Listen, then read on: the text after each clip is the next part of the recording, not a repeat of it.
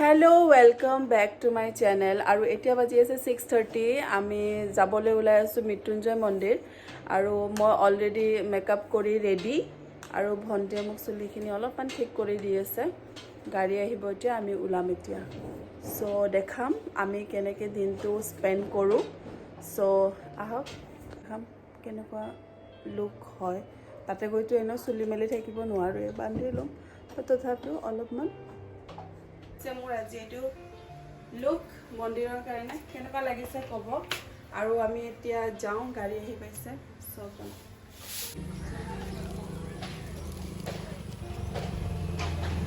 মিলো নেকি আমি আই গল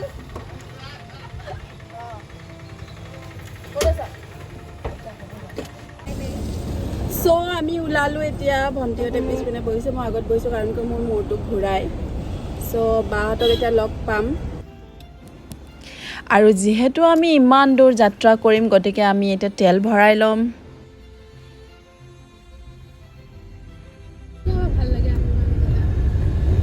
এতিয়া আমি আহি পালো আৰ্মি কেম্প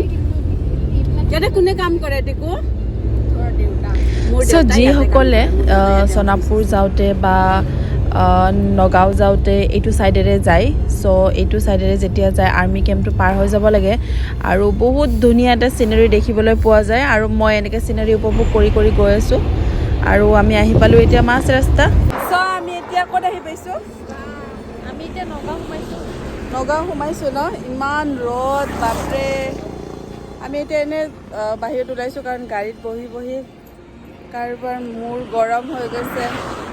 কাৰবাৰ কিবা হৈ গৈছে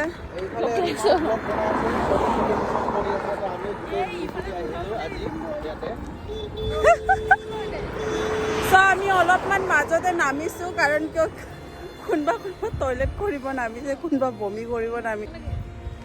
সো ইয়াতে জনাও যে আমি আহিছো ভিন্দহঁতৰ ফ্যামিলিৰ লগত ভিন্দৰ মা আছে ভাইটি আছে বুৱাৰী আছে আৰু মোৰ মৰমৰ বাইদেউ এজনী মোৰ ভিন্দৰ বাইদেউ আৰু আমি আহিছো ভন্টিহঁতৰ লগত প্ৰথমবাৰ গৈ আছা মই প্ৰথমবাৰ সবেও প্ৰথমবাৰ ইমান দীঘল জাৰ্নি বাপৰে সঁচাকে দে বহুত দীঘল জাৰ্নি সো আমি nogaw পাৰ হৈ এতিয়া মৃত্যুঞ্জয় মন্দিৰৰ বাইলেনটো সোমাইছো আৰু ইয়াৰ পৰা আমি অলপ অলপ দেখা পাইছিলো বাট নাই আৰু গণেশ কাকা এই বাচ্চাটো কি ভাল লাগিছে ন আৰু এইখিনিৰ পৰা অলপমান ভিলেজ টাইপ এৰিয়া এটা পায় আৰু এইখিনিয়ে পাৰ হৈ আমি পাই যাম মহা মৃত্যুঞ্জয় মন্দিৰ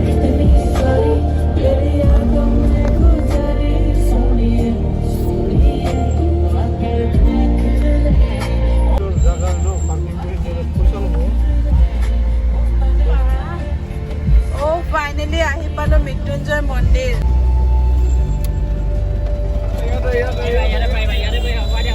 আৰু মই ইয়াতে আপোনালোকক জনাও যে পৃথিৱীৰ আটাইতকৈ ডাঙৰ শিৱলিংগ 126 ফিটৰ ওখ শিৱলিংগ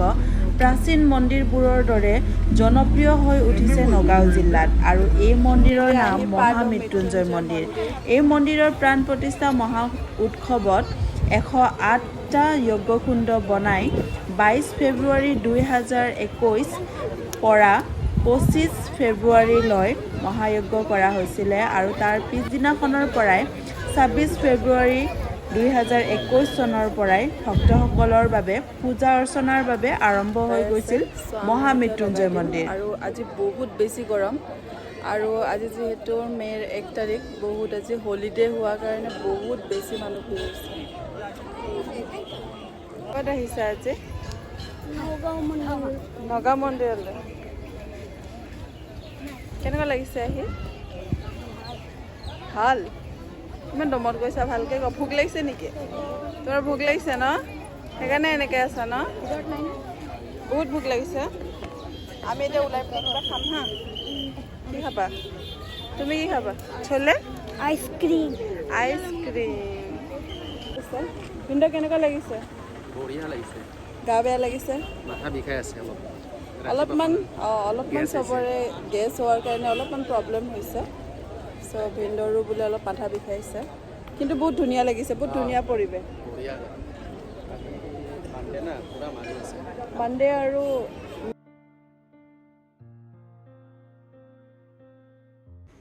আৰু এই মন্দিৰৰ ইতিহাস হৈছে গুৰু শুক্লাচাৰ্যই এই ঠাইত মহামৃত্যুঞ্জয় পূজা কৰিছিলে শিৱলিংগ স্থাপন কৰি আৰু এই ইতিহাস উদ্ধাৰ কৰিছিলে বাবা ভৃগুগিৰি মহাৰাজে আৰু এই শিৱলিংগ থকা ঠাইতে 126 ফিটৰ ওখ মন্দিৰটো স্থাপন কৰা হৈছে।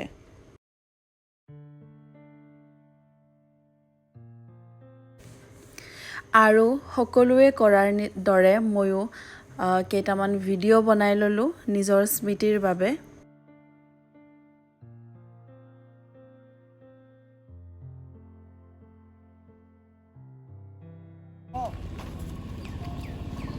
ইমান ধুনীয়া কিউট দিলে খাব না গণেশ বাবা। দিব লাগিব হাতত দিব পাৰিবা হাতত দিব পাৰিবা আমাৰ হাতটো অলপ তোকলো দিয়া হাতটো দিয়া না আব মলক দা বেটা ল একো নহয় না কোৱা না বেটা একে খাই এনেকে হাতত লোৱা হাতত লোৱা নাই দে হাতত লোৱা নালাগে দে তই কি কৰিবা ইচ্ছা তই তো খুৱাই থাকো আমি সদায় এই মইনা ভালকে দি দিয়াচোন এখানে দিয়াচোন আশীৰ্বাদ আইও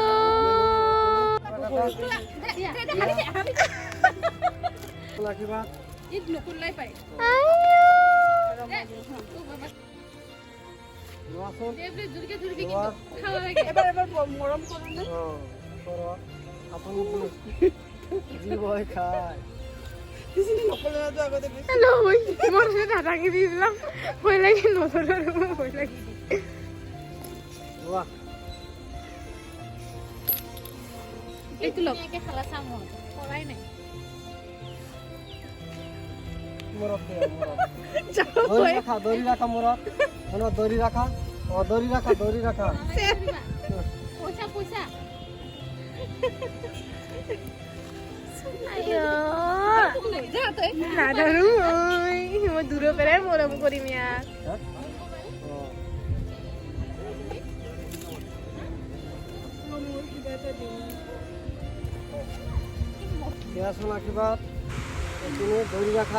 মোক চাকচোন অভাৰ এক্টিঙৰ দোকান। চ' আমি পূজা কৰি এতিয়া মন্দিৰৰ পৰা ওলালোঁ আৰু সকলোৰে বোলে বহুত বেছি ভোক লাগি আছে, চাওঁ কি কৰোঁ।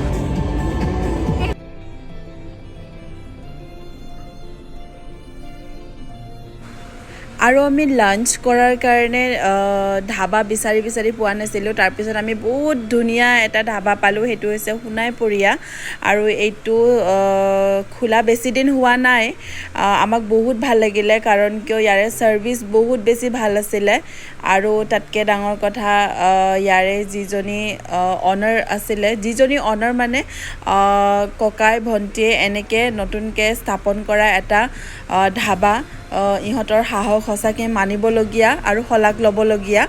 আৰু আমি বহুত ভালকৈ তাতে এসাঁজ খালোঁ।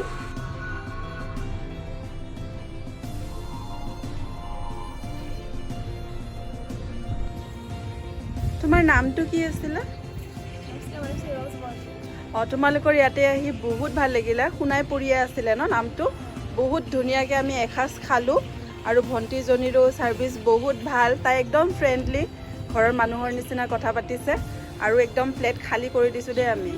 বহুত টেষ্টি বনাইছে, ভাল লাগিল আহি। আকৌ আহিম এইটো আশাৰে। ভিন্দ ভালকৈ খালেনে? হাঁহৰ মাংস একদম আপুনি খাবৰ কাৰণে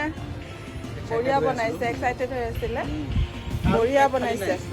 অঁ সঁচাকৈ ধুনীয়া খাইছে। আনকি আমাৰ এই টিকলাও কৈ আছে কেনেকৈ বনাইছে ভাতটো সুধি আছে।